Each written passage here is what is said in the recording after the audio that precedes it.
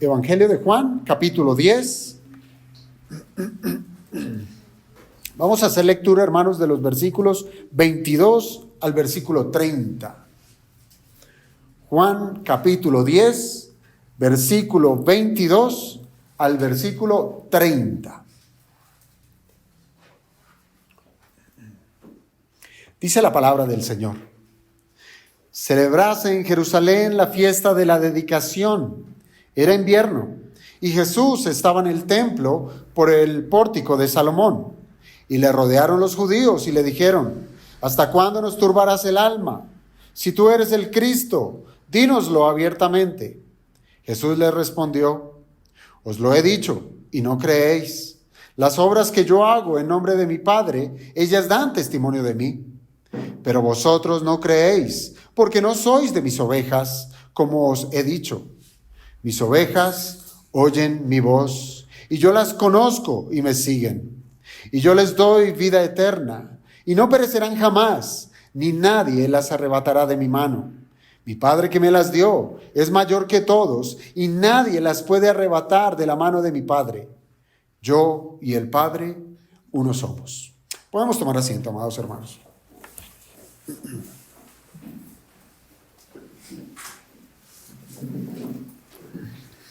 Hoy continuamos con la exposición del Evangelio de Juan, capítulo 10, y nos encontramos con un nuevo escenario, hermanos. Nos encontramos con una nueva intromisión de los mismos judíos frente al Señor Jesucristo. Y si ustedes se han dado cuenta en la lectura que hemos hecho, hoy nos encontramos con un pasaje que es consolador y a la vez es aterrador. No sé si usted lo pudo observar. Es consolador y también aterrador.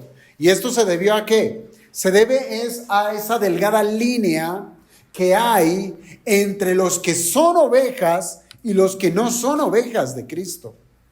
Pasajes como el de hoy no tienen el propósito, óigame bien, no tienen el propósito de desalentar a nadie, mucho menos al cristiano. Pero hemos de saber que en la humanidad el Señor fue el que trazó esa línea. Él mismo hizo una profunda distinción diciendo que unos son sus ovejas y otros no lo son.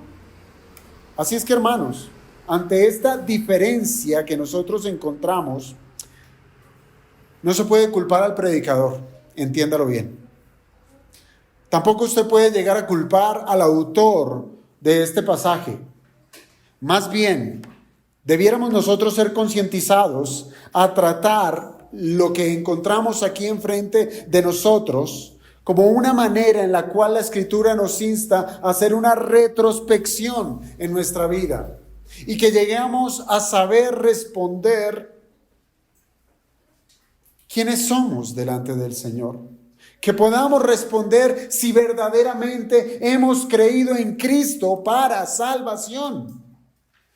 Y piensa en esto, una de esas marcas, de las marcas que distingue a aquella persona que ha sido salva, es la expresión de la seguridad de sabernos protegidos bajo el cuidado de Jesucristo.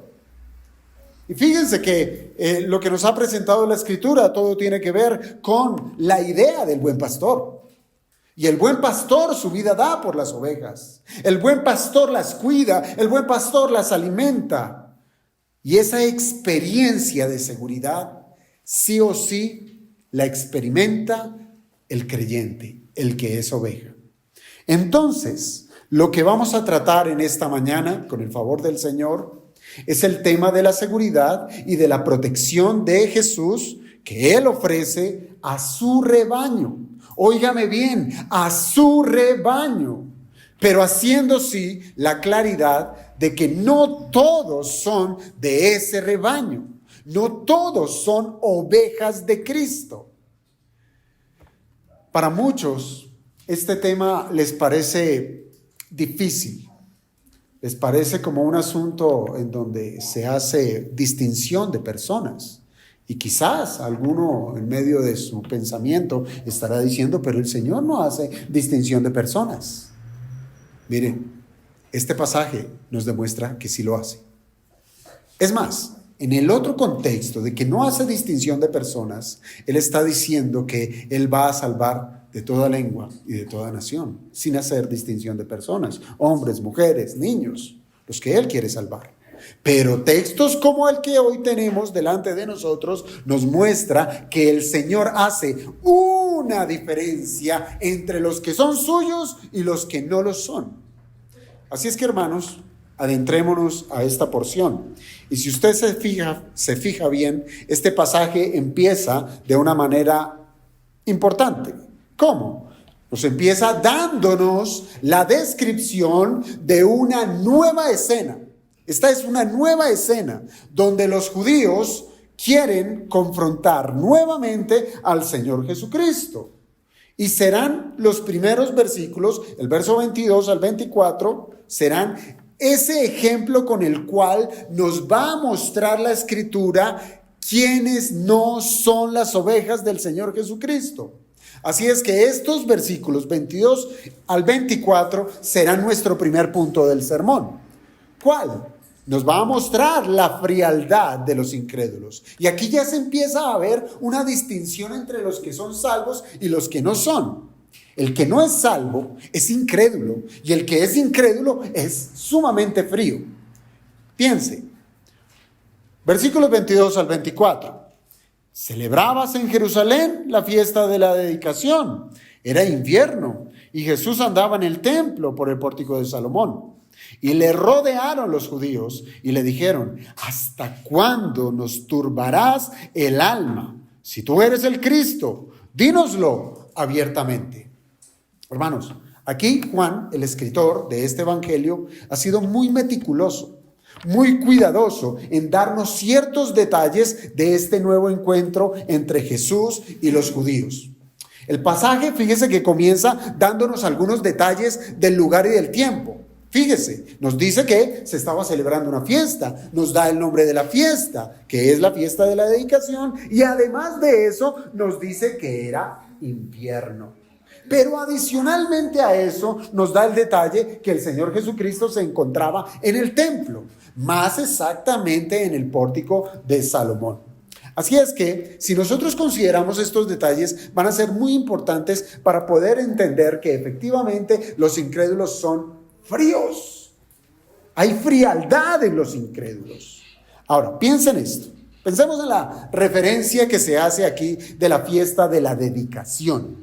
La fiesta de la dedicación nos dice que ya ha pasado un buen tiempo de la escena anterior. ¿Cuál es la escena anterior? Bueno, el discurso que el Señor ha dado acerca del buen pastor. Pero a lo que tenemos acá, del versículo 22 en adelante, ya han pasado cuando menos semanas o quizás días. ¿Cómo lo sabemos? Bueno, porque lo que ocurrió en los eventos pasados del discurso del buen pastor, eso se dio a la par con el milagro de la sanación de aquel ciego que había nacido en esa condición.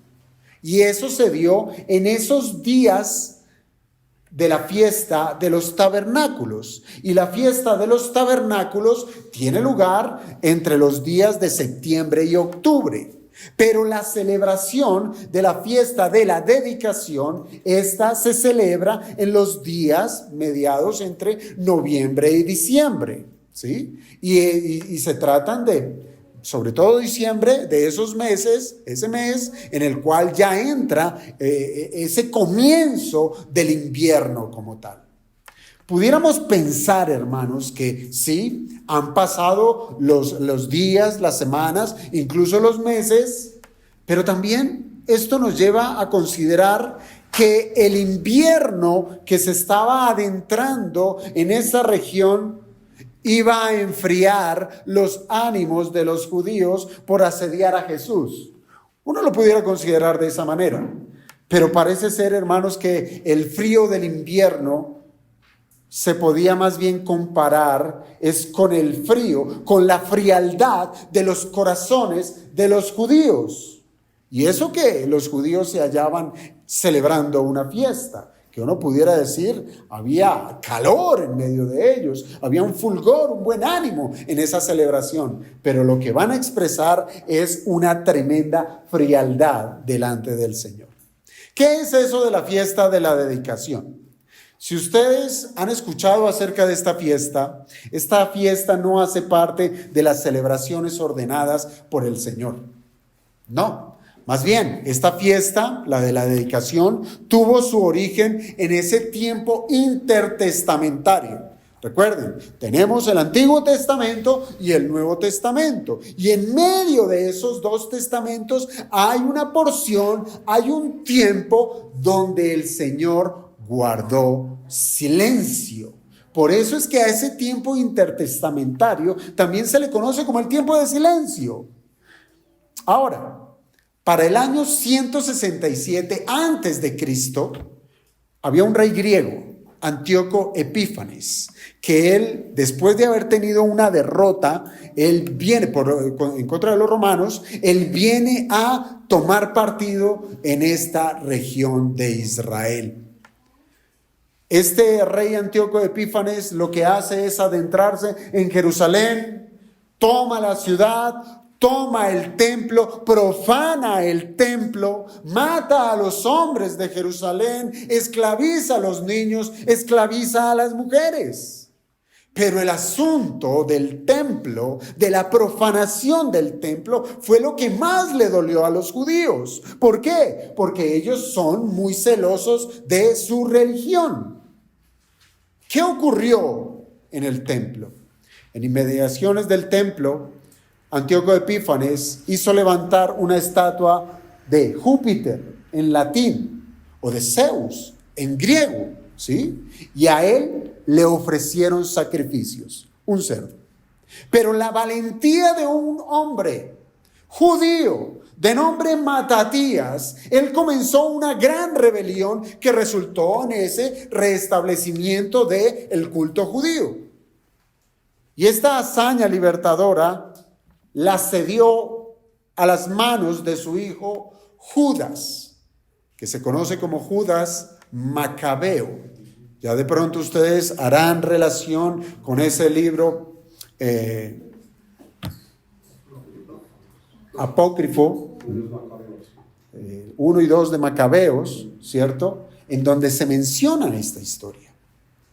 Ahora, Judas Macabeo, él después de muchas luchas que continuaron allí, ya para el año 165 antes de Cristo, él purificó el templo profanado y restableció el sacrificio diario en ese lugar. Y desde aquel entonces se instituyó esa fiesta que remembraba la rededicación del templo. Por eso es que se llama la fiesta de la dedicación, donde nuevamente los judíos dedican el templo para lo que había sido concebido.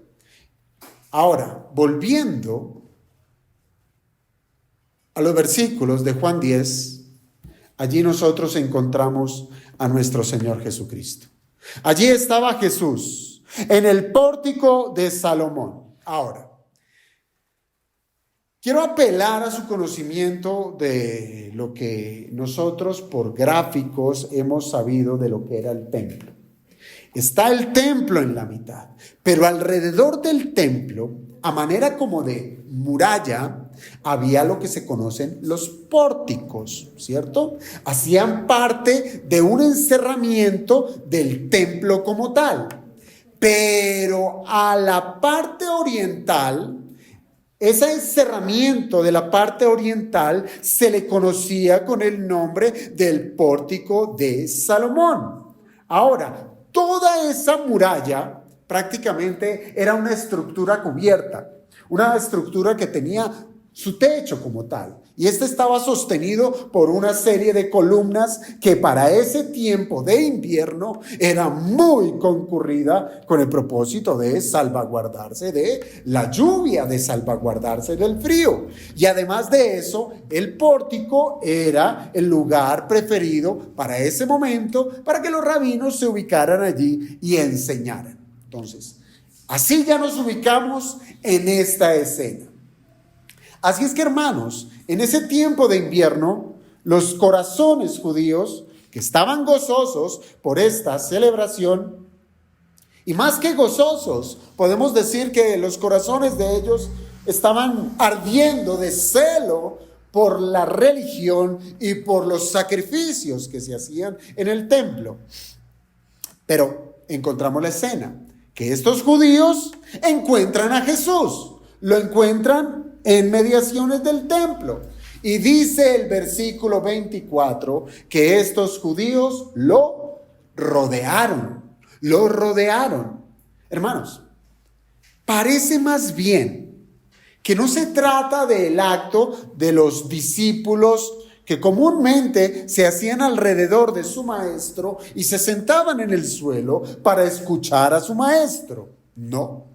Lo que estaban haciendo estos judíos tiene más la idea de un acto de una manada de lobos que encierra a su víctima con el propósito ¿de qué? Devorarla. Fíjense en lo que dijeron estos hombres judíos. ¿Hasta cuándo nos turbarás el alma?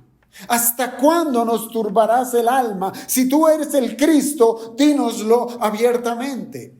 Si nosotros fuéramos tan generosos en pensar en que esas palabras eran buenas, uno pudiera decir que bueno, estos judíos están buscando a Jesús y quieren saber si Él realmente es su Salvador, es el Mesías prometido.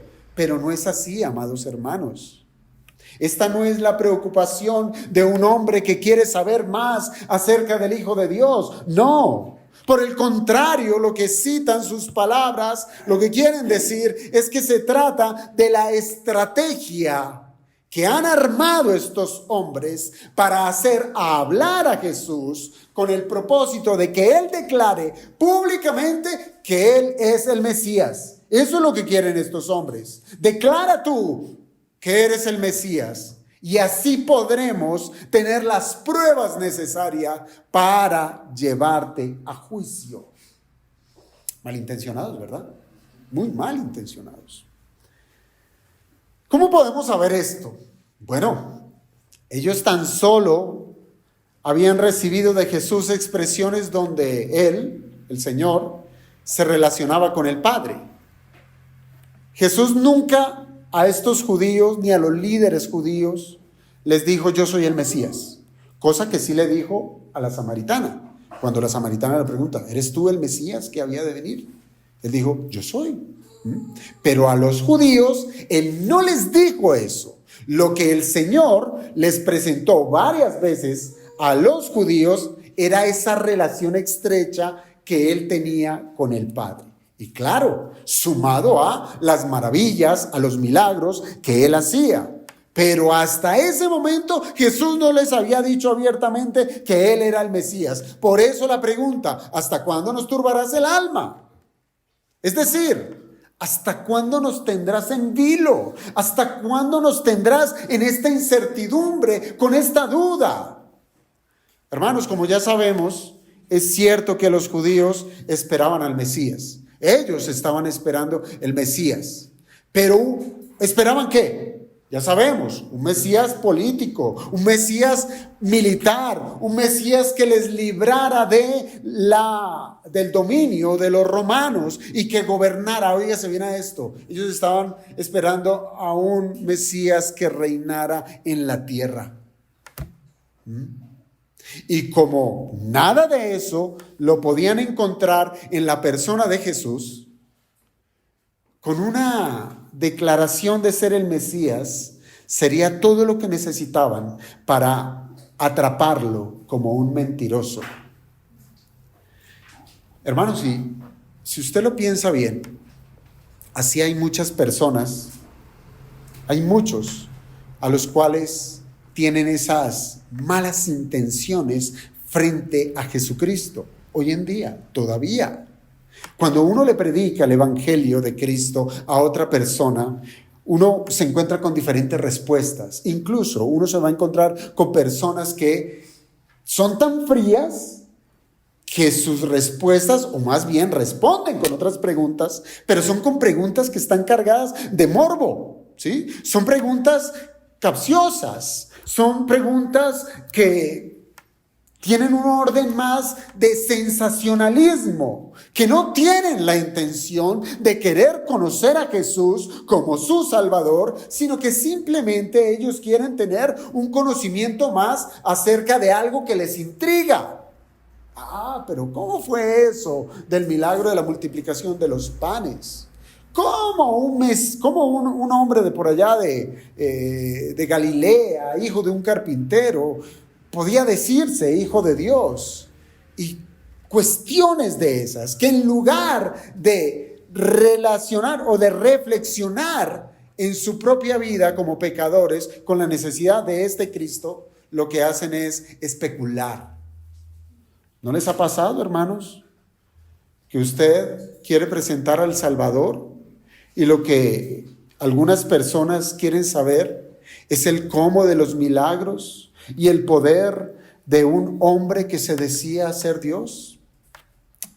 Pero aún más, hay quienes se parecen tanto a estos judíos que tan solo ellos, al escuchar las palabras del Evangelio, no creen absolutamente en nada de lo que él dice. Se niegan a sí mismos como pecadores, porque eso hace el Evangelio. El Evangelio nos muestra el pecado, el Evangelio nos muestra el camino de la salvación y el Evangelio nos muestra la provisión de salvación, que es Cristo. Pero no creen.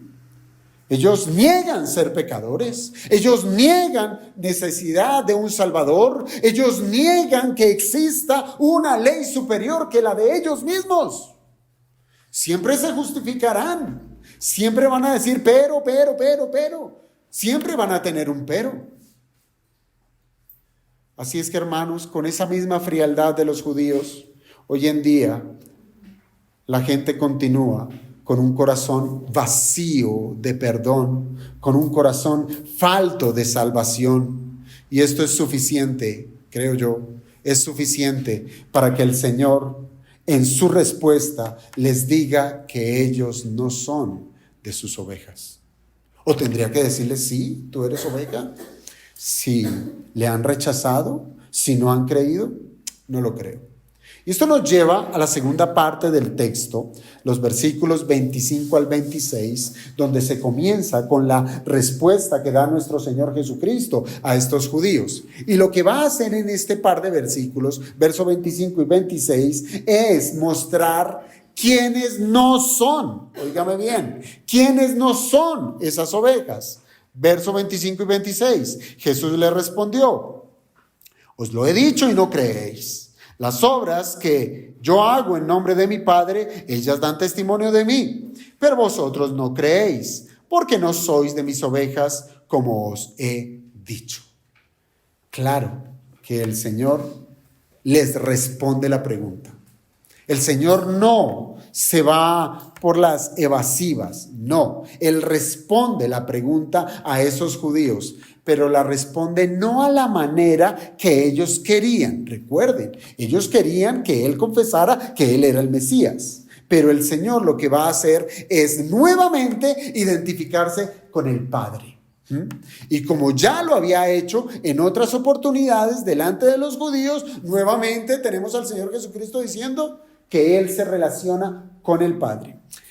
Para citar un versículo que ya pasamos por allí, Juan 5:19. Recordemos, nuevamente el Señor les dice a los judíos en Juan 5:19.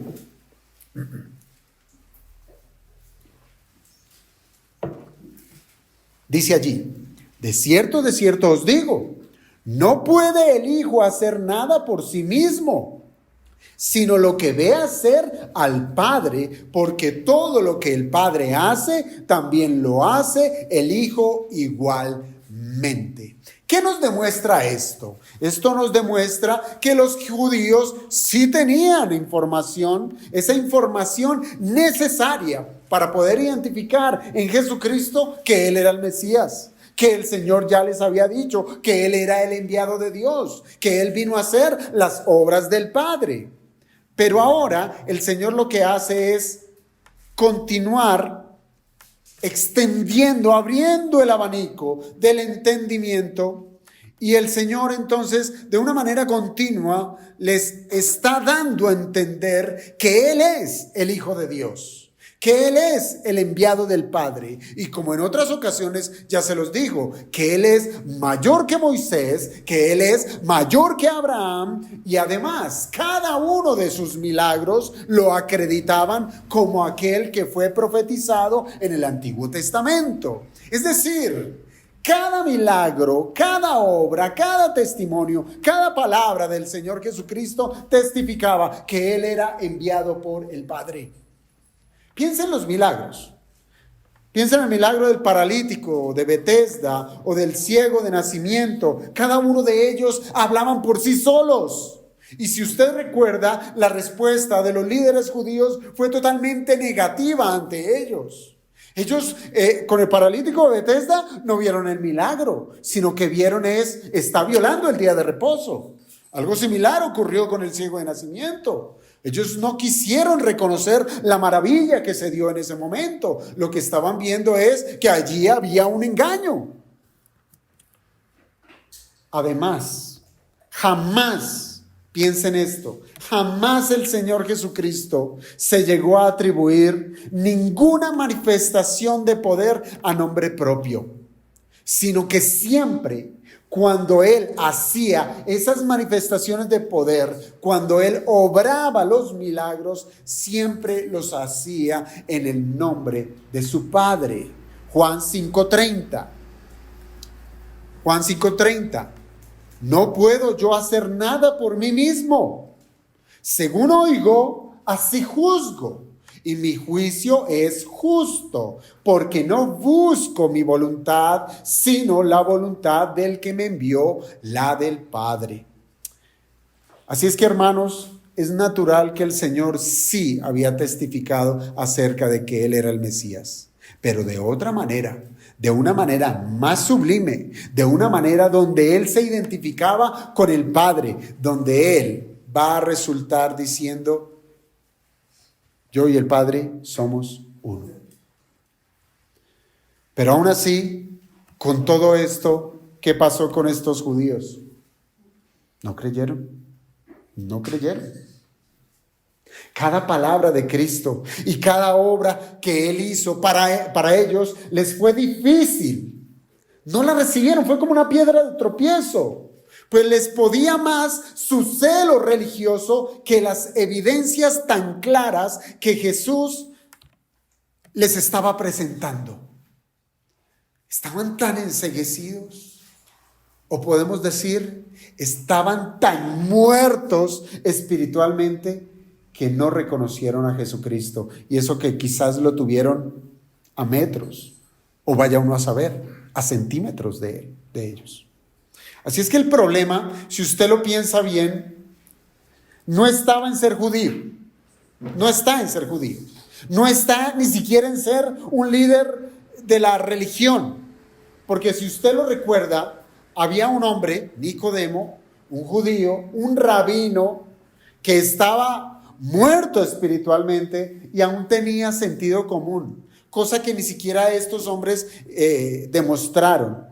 Nicodemo, estando muerto espiritualmente, cuando menos expresó su sentido común al reconocer que las obras que el Señor Jesucristo estaba haciendo solamente eran posibles si Dios estaba con él. Él lo vio, él reconoció eso. Es decir, él reconoció que Jesús era un enviado de Dios. Pero aún ese conocimiento no era suficiente. ¿Por qué? Porque el mismo Señor Jesucristo le dijo a Nicodemo: el que no naciere de nuevo no puede siquiera ver el reino de los cielos. O sea, es necesario nacer de nuevo.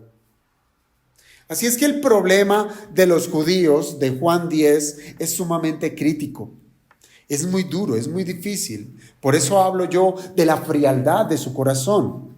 Y ese problema de los judíos de Juan 10 es el mismo que hoy muchos tienen. Muchos. Y es que no creen en Jesús, no confían en Él. Y viene a ser entonces la incredulidad la que puede llegar a ser tan grande que, óigame bien, ni siquiera la presencia de un milagro le podría librar a esa persona de su necedad. Ni siquiera. Y hay evidencias en las Escrituras. Yo no sé si usted recuerda al rico que fue, después de muerto, que fue a un lugar de tormento. Al lugar de tormento. ¿Se acuerdan de Lázaro y el rico? Pues bien, ese hombre, el rico, cuando estaba en ese lugar de tormento, le dijo a Abraham, ya en su dolor, en su pena, decir, yo no quiero que mis familiares vengan a este lugar de tormento. Y le dice al padre Abraham, envía a Lázaro, que también había muerto, pero que estaba en el lugar, en el paraíso donde está Abraham.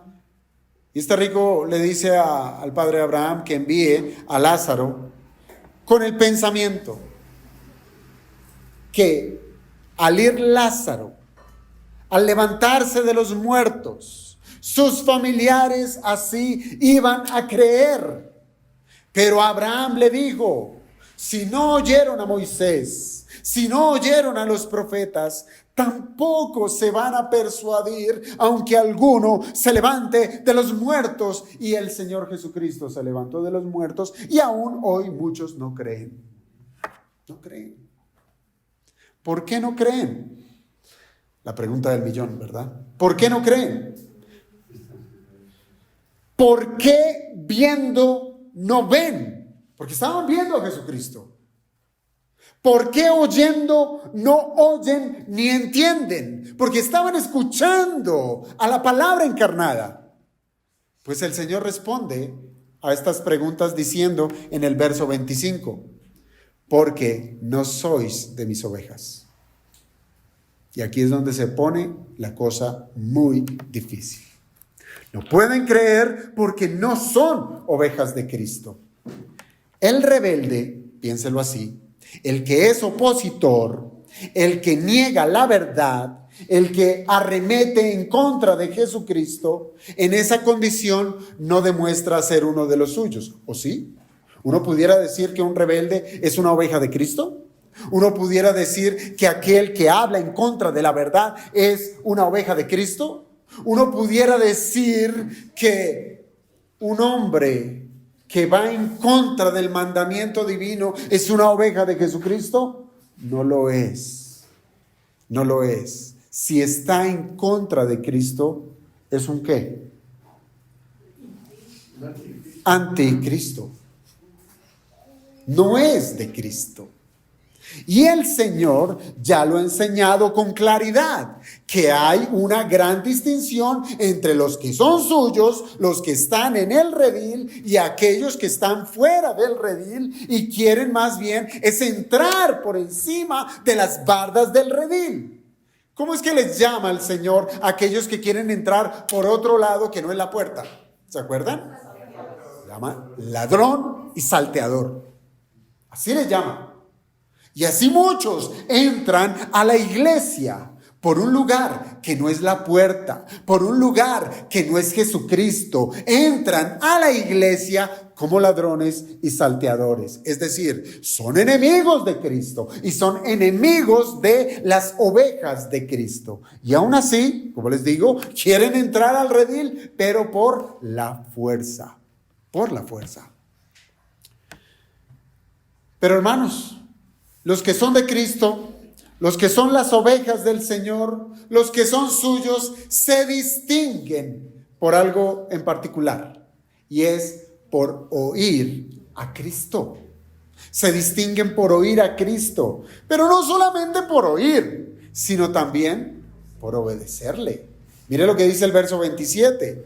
Mis ovejas oyen mi voz y yo las conozco. ¿Y estas qué hacen? Me siguen. No podemos mutilar el versículo y decir, no, sencillamente ser oveja de Cristo es venir el día domingo, sentarme, escuchar al predicador e irme y seguir con mi vida de pecado. No, eso no lo dice la Escritura, sino viene, oye y sigue la voz de su pastor. Esto nos debería instar a ser más reflexivos, ¿no le parece? A reflexionar sobre lo que nosotros llamamos una relación con Jesús. ¿Realmente tenemos una relación con Cristo? Debiéramos examinar si estamos verdaderamente comprometidos con Él como sus ovejas. Piensa en esta pregunta. ¿Estamos escuchando y siguiendo su voz? ¿O más bien estamos siendo influenciados por otras voces y distracciones del mundo? Hermanos, o es blanco o es negro, no hay término medio. O usted escucha a Cristo o está escuchando otra cosa. O está escuchando otra cosa.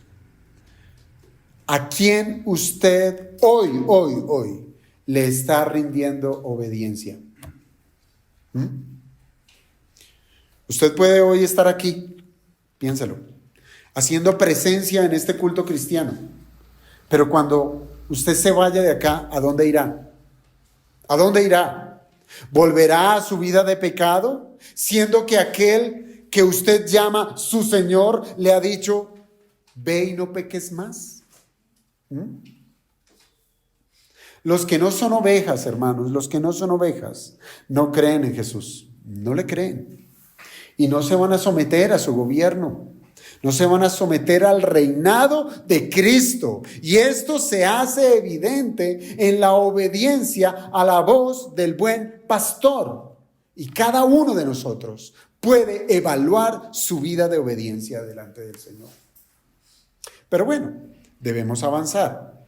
Además de la incredulidad de aquellos que no son ovejas, el Señor se extiende en los versículos 28 al 30 para mostrar las riquezas que tienen solamente aquellos que son de su propiedad. Aquí hay una distinción que se hace más evidente. Mire, los que no son oveja son incrédulos, no creen, pero no solamente quedan en esa situación, sino que no reciben lo que sí recibe una oveja. Y aquí lo que nos va a proponer los versículos 28 al 30 es la seguridad que solo pueden experimentar las ovejas de Cristo. Lea usted en la Escritura, verso 28. Y yo les doy vida eterna. Es decir, usted lo puede mirar de manera contraria. Me explico, a los que no son ovejas, ellos no tienen vida eterna, no la tienen. Y no perecerán jamás, refiriéndose a las ovejas. Es decir, los que no son ovejas sí van a perecer. Ni nadie las arrebatará de mi mano. Es más, las que no son ovejas no están en la mano de Cristo y están a expensas de toda esta mundo caído. Verso 29. Mi Padre que me las dio es mayor que todos y nadie las puede arrebatar de la mano de mi Padre. Si no son ovejas de Cristo, si no son el pueblo de Dios, pues el Padre nunca se las dio a Cristo para que muriera por ellas. Y el versículo 30. Yo y el Padre, uno somos. Muy bien. Estos últimos versos nos muestran las acciones poderosas del buen pastor. Eso es lo que nos muestra. El poder del buen pastor. Ese poder que ejerce sobre su rebaño. Y aunque se trata de bendiciones para las ovejas, aquí vemos evidente que el Señor hace esas declaraciones con un propósito mayor. Claro, Él habla de bendición, de vida eterna, de no perecer, etcétera, etcétera. Pero Él lo hace con una intención mayor y es con la intención de declarar, de manifestar que Él es Dios. Él está manifestando su deidad, haciéndose igual al Padre. Estos versículos entonces resaltan la relación que hay entre el Padre y el Hijo, siendo los dos sustentando poderosamente a los que son suyos. Se trata, óigame bien a esto, cuando menos, esos versículos 28 y 29, se trata de aquellos versículos que debiéramos atesorar como esa ancla tan necesaria cuando nos encontramos en diversas pruebas.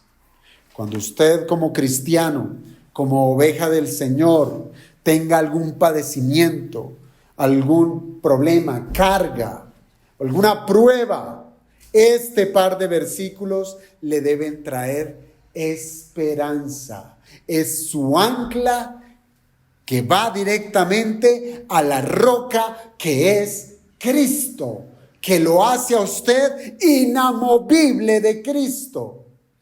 Lo que tenemos aquí como bendiciones, como bendición, es la seguridad de la salvación. La seguridad de la salvación. Y escúchelo desde el verso 28. Y yo les doy vida eterna, y no perecerán jamás, ni nadie las arrebatará de mi mano. Lo que aquí se está declarando es glorioso, si usted lo escucha bien.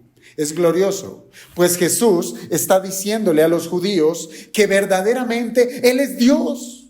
Eso es lo que les está diciendo. Mientras ellos quieren que Él confiese que Él es el Mesías, Él les está diciendo, yo soy Dios.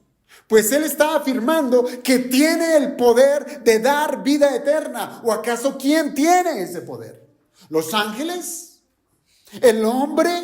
¿Una institución? ¿La iglesia? ¿Un seminario? ¿Quién puede dar vida eterna si no es Dios? Y Él está diciendo de manera clara, yo les doy vida eterna. Él está diciendo, yo soy Dios. Pero ¿qué es eso de la vida eterna? Porque tenemos también que saber a qué se refiere esto de la seguridad de la salvación. La vida eterna es un estado permanente. Un estado permanente de una buena relación con Dios. Eso es vida eterna. Es algo que antes de la salvación ningún hombre gozaba. Antes de la salvación todos los hombres eran, y algunos lo son, enemigos de Dios, hijos de ira, dispuestos para la condenación eterna. Pero ahora los que reciben la vida eterna vienen a un estado glorioso donde esa guerra que había entre Dios y los hombres por causa del pecado de los hombres ahora se ha restituido. Es una nueva relación. Hay paz entre Dios y los hombres por medio del Señor Jesucristo. Así es que la vida eterna, hermanos, es la facultad de volver de la muerte espiritual a tener eso, un espíritu vivo que le permite relacionarse con Dios. Si una persona no tiene vida eterna, no tiene la manera de buscar a Dios, de acercarse a Dios. Y será el Espíritu Santo quien va a obrar poderosamente, dar esa vida, aplicar esa vida por medio de la cual va a sensibilizar a los hombres, capacitándolos con dos dones. El don del arrepentimiento y el don de la fe, con el propósito de que ese hombre que ha recibido vida pueda responder positivamente al llamado del Evangelio. Por eso es que hay muchos que se predica el Evangelio, unos creen y otros no. Siendo el mismo Evangelio. Los que creen es porque el Espíritu les dio vida y les dio la capacidad de responder a ese llamado de salvación. Cuando la persona cree en Cristo para salvación, esa semilla vital que el Espíritu Santo posa sobre esa persona va a resultar en un nuevo nacimiento. Y desde justo ese momento la persona goza de vida eterna. No se trata de un asunto que la va a recibir después de que muera. No, desde el mismo momento que la persona cree, tiene vida eterna. Por eso, hermanos, desde ese justo momento de la conversión, nosotros podemos ver al individuo clamando a Dios, porque está vivo. Ya no está muerto, ya no es insensible a las cosas del Espíritu. Por el contrario, se ha sensibilizado su corazón y ahora puede ver su pecado y puede clamar al Padre pidiendo perdón por sus pecados y creyendo la propuesta del Evangelio. ¿Cuál? Que Jesucristo es el Salvador, que Jesucristo es en quien hay perdón de pecados. Pero lamentablemente,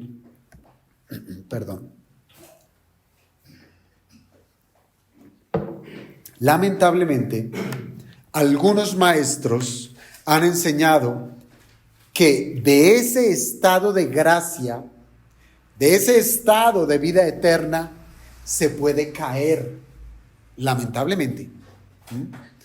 Enseñan que la salvación se puede perder. Pero hermanos, si nosotros tenemos claridad en lo que significa ese calificativo de eterno que se le da a la vida que Dios da, ese calificativo de eterno, a esa nueva experiencia de vida que tiene cada creyente, hermanos, no será difícil comprender que la salvación no se pierde. Pues si lo que recibimos es vida eterna, hemos de saber que lo que es eterno no tiene fin. No tiene fin. Por tanto, no hay manera alguna de que esta vida se extinga. No hay manera que ese creyente, esa oveja de Cristo, pueda perder la salvación. No hay manera. Solo con esa expresión de vida eterna. De ser así, piénselo, de ser así, que la salvación se pudiera perder, que la vida eterna que recibí pudiera ser quitada. ¿Esto qué significa? Que la vida no era eterna, sino que era temporal. Que solo duró hasta que se pecó voluntariamente, o cuando el hombre cae en apostasía. Es decir, cuando niega la fe que alguna vez dijo haber tenido y haber creído. Esto es imposible, hermanos. Esto es un asunto imposible. Ahora, para un mayor entendimiento, piense en lo que dice adicionalmente, que además de ser una vida eterna, el Señor continúa en su expresión, en su declaración, diciendo que no perecerán jamás. No perecerán jamás. Hermanos, si la vida eterna no acaba, por tanto, el que la tenga no perecerá jamás. ¿Esto qué es? Perecer significa ser destruido. Es decir, no será destruido. Hermano, no significa que se trate de un estado de término, como si dejara de existir aquella persona que es destruida. No, perecer o destruir tiene que ver con el castigo eterno. No recibirá el castigo eterno. Por tanto, aquel que es oveja de Cristo no verá la condenación jamás. ¿Por qué? Porque Cristo pagó por todas sus culpas. Él pagó por todos los pecados de esa oveja. Por tanto, esa oveja ya no debe nada delante de la justicia de Dios, porque la justicia de Cristo fue mayor. Pagó por cada uno de esos pecados. Pero no podemos olvidar que como cristianos aún pecamos. ¿O no es así? ¿O yo seré el único? Como cristianos aún pecamos. La gracia y la misericordia de Dios es mucho mayor que esos pecados. Mucho mayor que esos pecados. Incluyendo los que aún no hemos cometido. Hermanos, no se trata de una licencia para pecar, más bien se trata de la provisión divina que nos asegura que en Cristo estamos perfectamente protegidos, que una vez salvos, siempre salvos. Y esto queda perfectamente ilustrado en las palabras que siguen, haciendo alusión de estar en las manos de Cristo. Pero no solamente, hermanos, estamos entre sus manos. No estamos solamente entre las manos del bendito Salvador, sino que también nos dice el texto que estamos entre las manos poderosas del Padre. Miren esa escena tan espectacular. Verso 28 termina diciendo: ni nadie las arrebatará de mi mano. Estamos en la mano de Cristo. Nadie nos puede arrebatar de su mano. Y el verso 29 dice: y nadie las puede arrebatar de la mano de mi Padre. ¿Qué tenemos allí? Hermanos, se trata del cuadro que resalta la perfecta protección en la que se encuentran las ovejas que el Padre le ha dado al Hijo. ¿Usted se acuerda que en el pacto intratrinitario en ese consejo que hubo en medio de la Trinidad, estuvo del Padre elegir a un pueblo para darlo al Hijo, para que el Hijo lo redimiera. Pues helo allí, ¿sí? Aquí es donde encontramos esto. El cuadro resalta esa protección en la que se encuentran las ovejas que el Padre le ha dado al Hijo, y que encuentra una explicación muy clara en Juan 6:37. Búsquelo allá, Juan 6:37.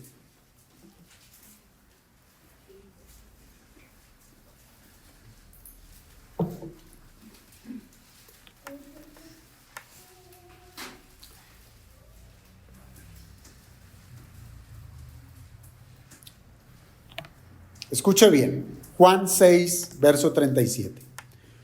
Todo lo que el Padre me da, vendrá a mí. Ojo, no está diciendo todo lo que el Padre me da, algunas vendrán a mí. No. Todo lo que el Padre me da, vendrá a mí. Allí hay ¿qué? Seguridad. Y continúa diciendo, y al que a mí viene, ¿quién es el que viene? Los que el Padre le da, ¿cierto? Los que el Padre le da. Los que a mí vienen son los que el Padre me da. No le echo fuera, dice el Señor Jesucristo. Claro, porque también pudiera ocurrir, el Padre me da unos, pero yo como hijo me resisto a recibir a fulano o a sutano. No me parece que ellos tengan que ser parte de la salvación. Si esto fuera así, el Hijo no se estaría sometiendo a la voluntad del Padre. Pero no es así. El Hijo se sometió a la voluntad divina del Padre. Y todo lo que el Padre le da, el Hijo lo salva. El Hijo lo resucitará. El Hijo lo glorificará. Esta es la hermosa transacción entre el Padre y el Hijo. Cuando el primero, el Padre, le encomienda sus ovejas al segundo, al Hijo.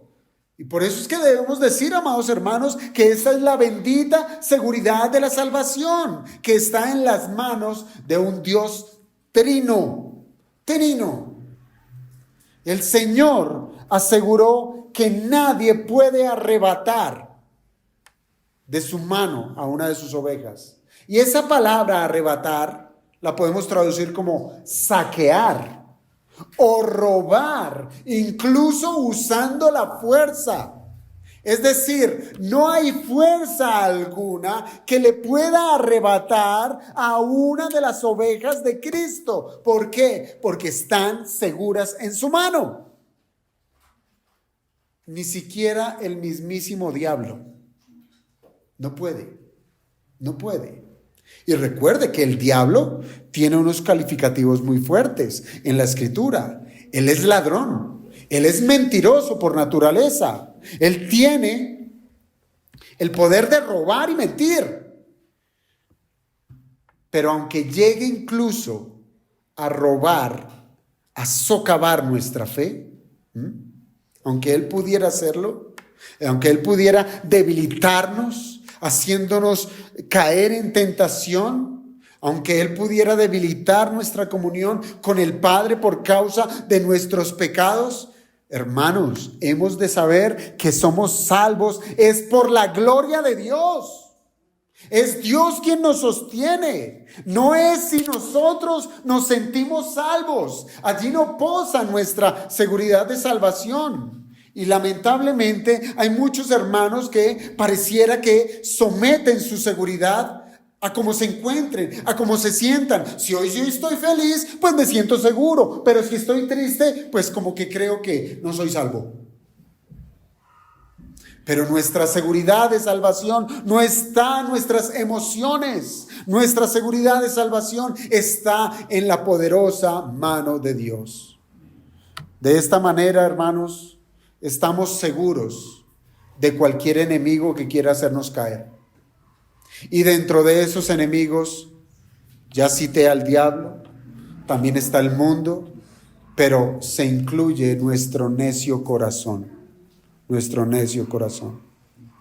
Por eso es que debemos tener en cuenta, amados hermanos, que Dios es poderoso, que incluso aunque nuestras inclinaciones a querer pecar son gobernadas aún por el Altísimo, Y siempre nos lleva a la Escritura para que dobleguemos nuestro corazón y con tristeza y dolor le digamos al Señor: perdóname, perdóname, porque he deseado, he hablado, he hecho lo que sea, todo en contra de tu santa y bendita voluntad. Todo esto, claro, se expresa como un beneficio para nosotros como ovejas, pero tenga en cuenta siempre que lo que el Señor está diciendo es para exaltar que Él es Dios, que Él es venido del Padre.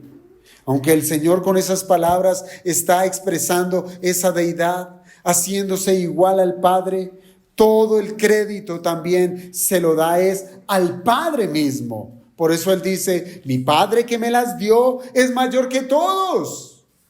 Y con ello Él se está refiriendo a que el Padre es más poderoso que cualquiera de los enemigos de su pueblo. Óigame bien, no está diciendo que el Padre es mayor que el Hijo. Él está diciendo que el Padre es mayor que los enemigos del pueblo de Dios. Y con esto, con todo esto, el Señor por eso declara en ese versículo 30: yo y el Padre uno somos. Para que no quede la menor duda de que el Padre es mayor que el Hijo. Como lo enseña el arrianismo, que el Hijo es la máxima creación del Padre. No es así. Yo y el Padre somos uno, dijo el Señor, y con ello queriendo decir que son de la misma esencia. Son Dios.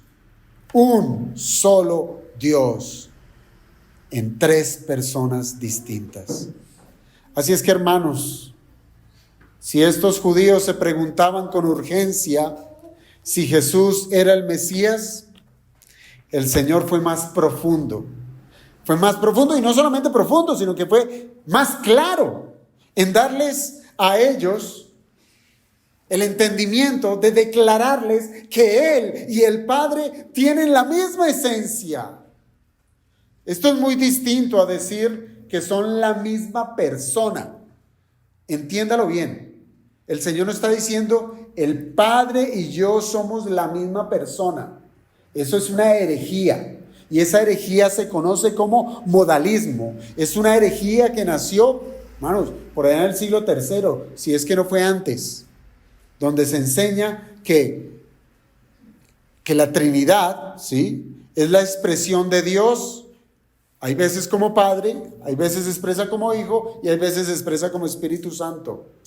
No, eso es herejía, porque la doctrina de la Trinidad enseña un solo Dios en tres personas, donde el Hijo es Dios, el Padre es Dios, el Espíritu Santo es Dios. Entonces debemos tener en cuenta eso. Así es que lo que encontramos aquí, para concluir, vemos cómo esos judíos de esta escena son ese ejemplo claro de no tener vida eterna.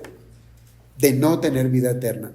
Están tan muertos que no pueden discernir nada de lo que el Señor les estaba diciendo. No lo pueden. Ni siquiera eran capaces de considerar sus milagros como las evidencias profetizadas en el Antiguo Testamento, como para reconocer y decir: oiga, como que sí es el Mesías, porque así lo cita la Escritura. No tuvieron ese discernimiento. ¿Por qué? Porque no eran ovejas de Jesucristo. Y esa incredulidad no solamente los excluyó de la salvación, sino que su dureza de corazón los convirtió en enemigos acérrimos de Cristo. Y no solamente enemigos de Cristo, sino de todos aquellos que profesan la fe cristiana.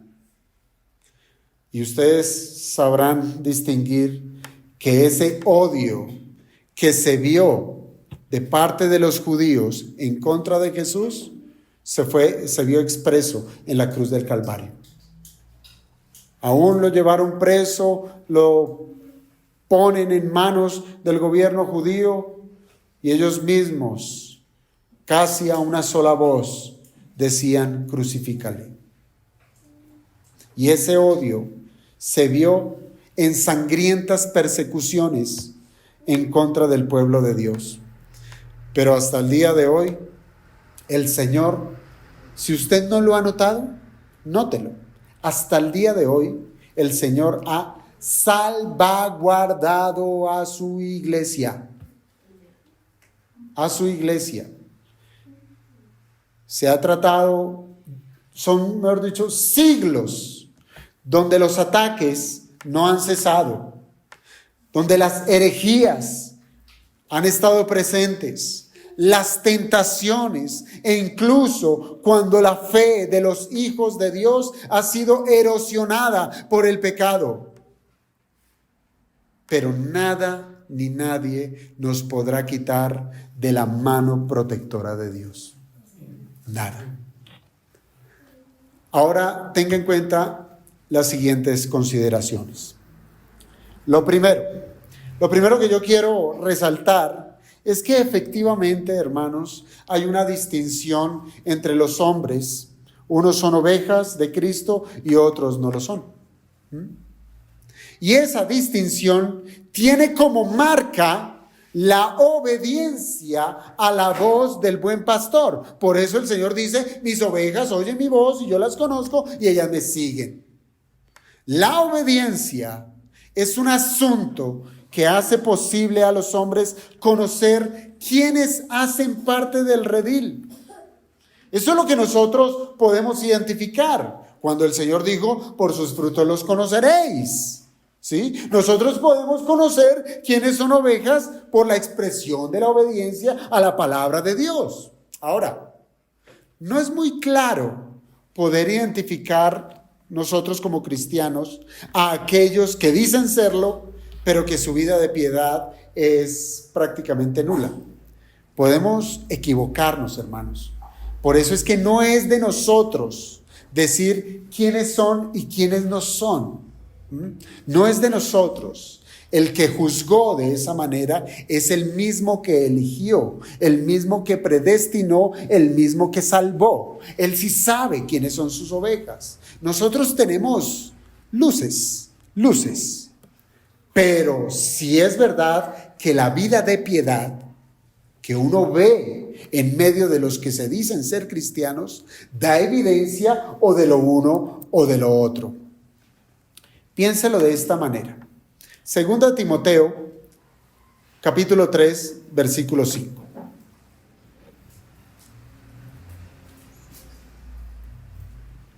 Segunda carta a Timoteo, capítulo 3, versículo 5.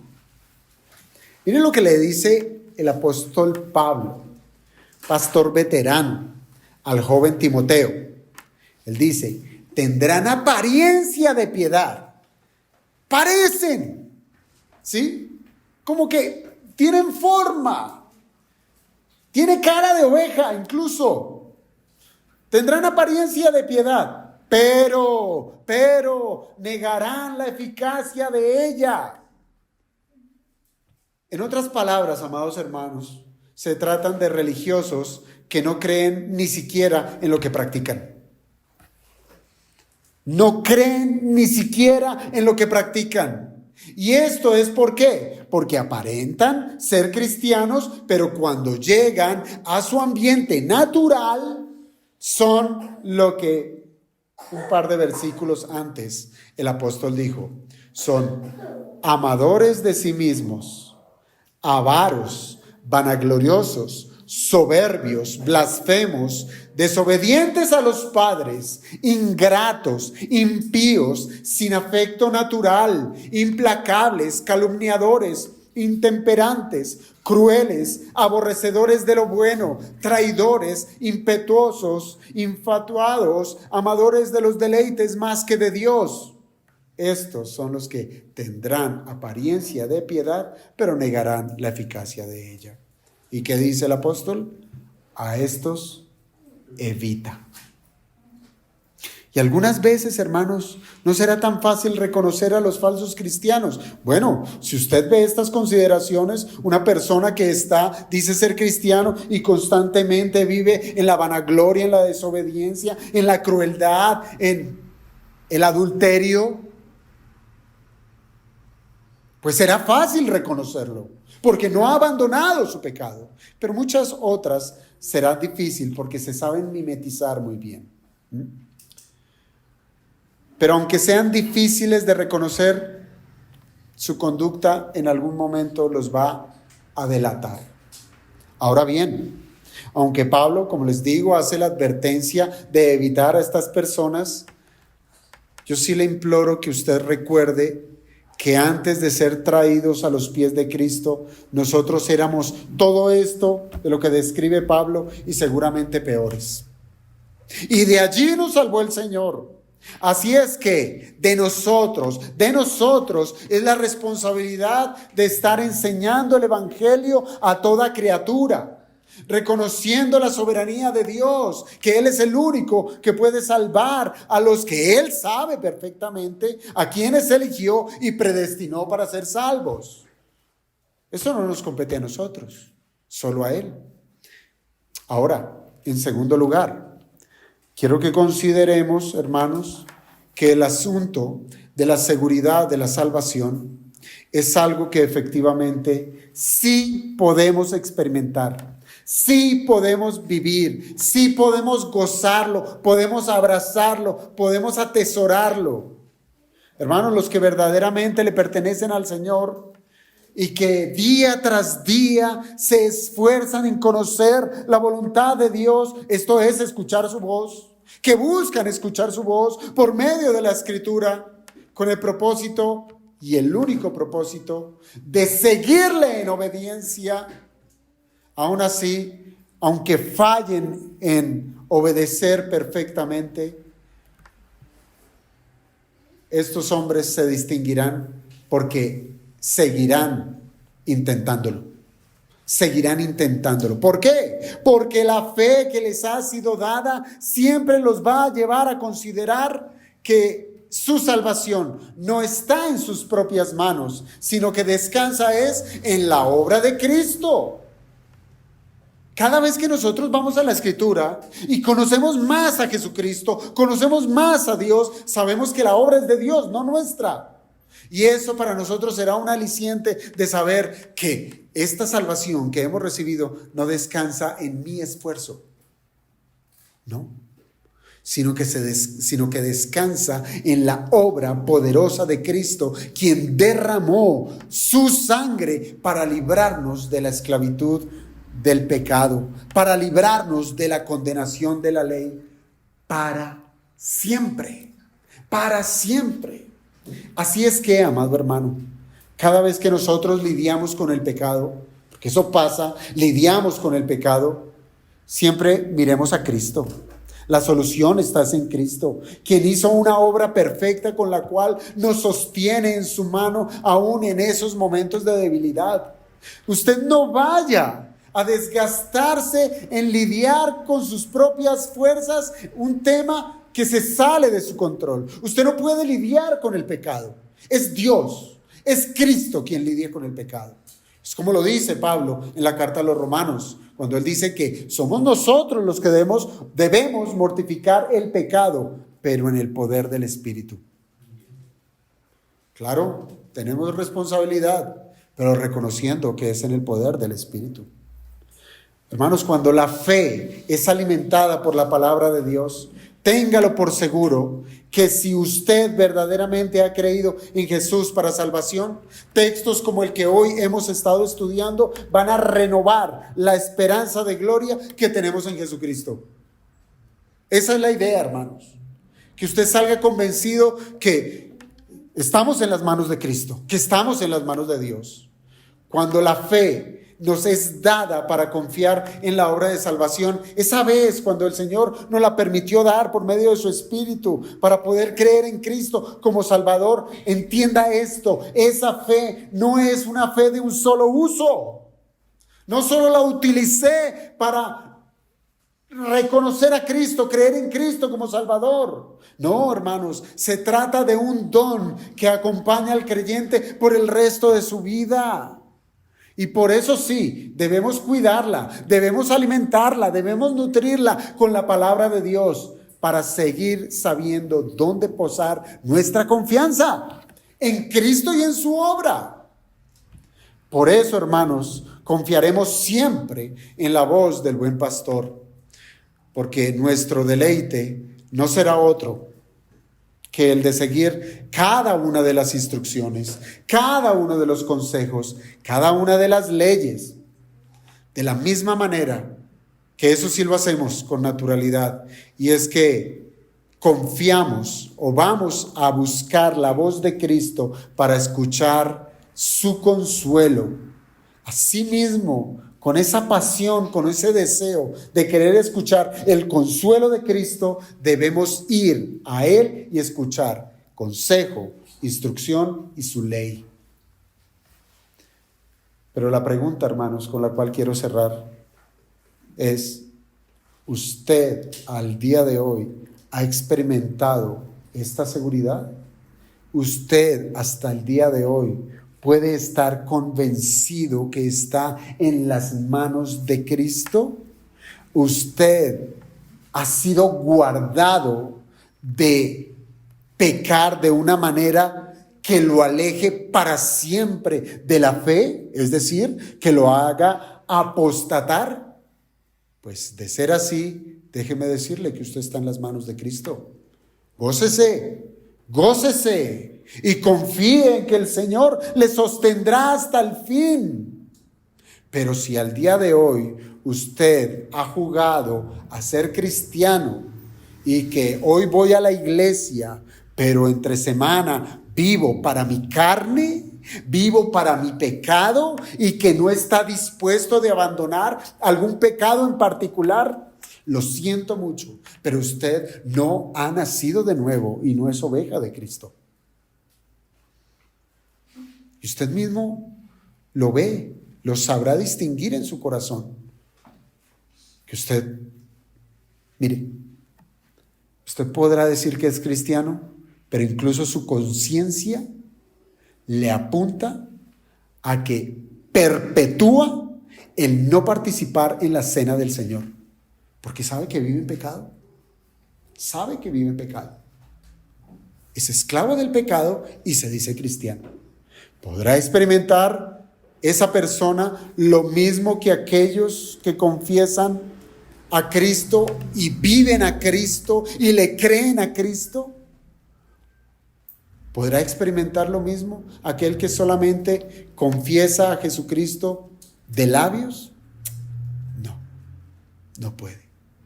Así es que el llamado urgente es a que si al día de hoy usted no ha renunciado a sus pecados, lo haga. Lo haga. Es un llamado al arrepentimiento. Es un llamado a cambiar la manera de pensar. Que ya no piense como ha venido pensando, en que yo no soy tan malo, en que hay uno mayor, mi vecino es más malo, mi papá es más malo, mi hermano es más malo. No, no piense así. Si usted va a tener una vara para medirse, que sea Jesucristo, el varón perfecto. Y así usted se dará cuenta que es pecador, que necesita de Cristo como Salvador. Pero si usted se resiste y continúa resistiéndose, es porque no quiere oír la voz de Cristo. Pero si hoy es ese día en el cual usted depone su alma, trae delante de Jesucristo sus pecados y le pide a Él con fe que le perdone, usted está escuchando la voz del Salvador. El Señor le está llamando. Es decir, es usted oveja de Cristo. Así es que no lo dude más. Venga el Señor. Hoy es el día. Mañana puede que sea tarde. No lo sabemos. Nadie tiene la vida comprada. Nadie puede decir, viviré tanto tiempo y disfrutaré haciendo y deshaciendo. No. Hoy puede ser su último día. Pero yo no estoy enfermo, yo no tengo nada. Solo basta que usted pise mal y caiga de espalda y se esnuque. Estamos en las manos de Dios. Así es que no lo piense más.